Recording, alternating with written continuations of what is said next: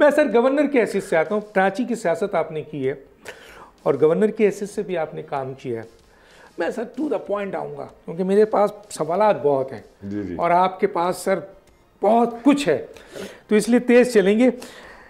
कराची के मसाइल और बर्बादी मुसलसल हो रही है, सॉल्यूशन उसका मिलता नहीं है।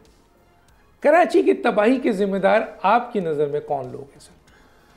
डॉक्टर साहब, मैं समझता हूँ कि कराची की तबाही शुरू की MQM ने और उसके बाद उसका बेड़ा उठाया पीपल्स पार्टी ने, क्योंकि सिंध में पीपल्स पार्टी हमेशा इलेक्शन इंतखाबात जीती रही, अर्बन सेंटर्स में उनका नाकामी रही, तो उन्होंने अर्बन सेंटर्स को मुकम्मल तौर से इग्नोर किया और वो हमेशा उन्होंने कंसंट्रेट किया अपने दही इलाकों में।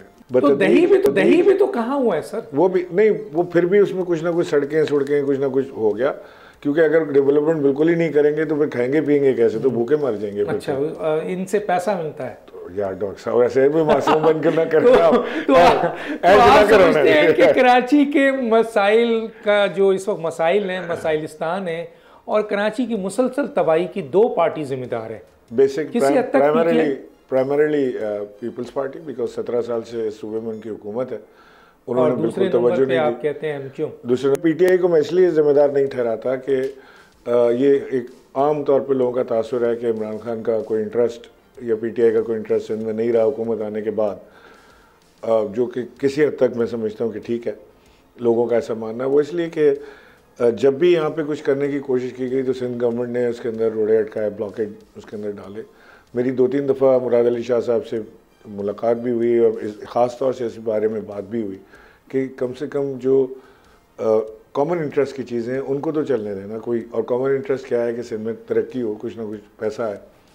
तो मैंने वफाक से पैसे अप्रूव कराए SIDCL के थ्रू, ये जो इदारा हमने बनाया था SIDCL, जिसके थ्रू हमने यहाँ पे 52 फायर टेंडर्स दिए, ग्रीन लाइन का पूरा रूट बनाया, ग्रीन लाइन की बसें आई, सारा कुछ वहाँ से हुआ।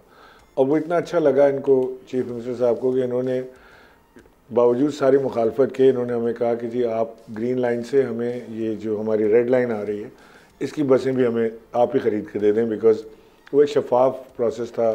सुप्रीम कोर्ट ने अप्रिशिएट किया उसको, उस प्रोसेस को, कि जी बड़ा अच्छा आपने शफाफ प्रोसेस किया है उसकी परचेजिंग प्रोक्योरमेंट में। तो वो सारा हो गया। सब्सक्राइब करें और बेल दबाएं ताकि कोई खबर रह न जाए।